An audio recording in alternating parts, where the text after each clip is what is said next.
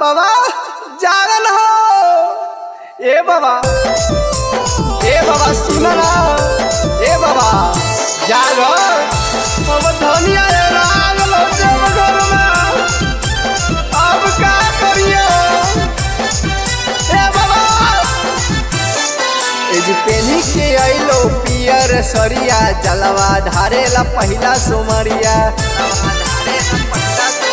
एज पेनी के आइलो पियर सरिया जलवा ढारेला पहिला सोमरिया।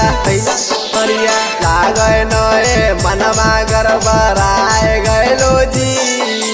लागे नए मनवा गरबराए गैलो जी। त भोला जी मौगी हमार देव घर में हेराई गैलो जी। त भोला जी धनिया हमार देव घर में भुलाई गैलो जी।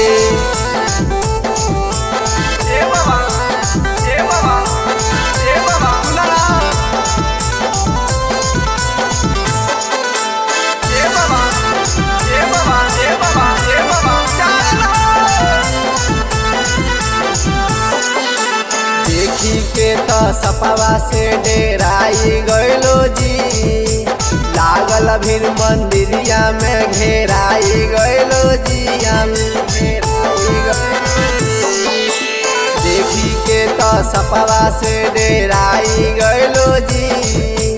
लागल भीड़ मंदिरिया में घेराई गैलो जी।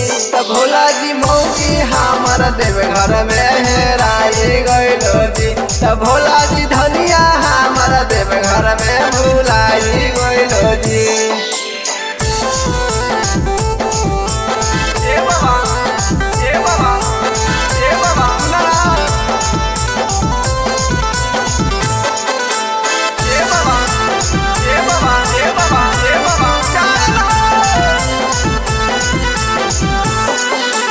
नया लोहर बाबा हलई कनिया नीरज दीवाना के बुझ परसनिया। नया लोहर बाबा हलई कनिया छोटू राजा के बुझ परसनिया।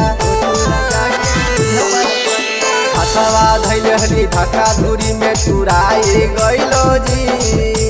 हथवा धैल हरी ढका धूरी में तुराई गैलो जी। भोला जी मौगी हमार देव घर में भुलाई गैलो जी। त भोला जी धनिया हमार देव घर में हेराई गैलो जी।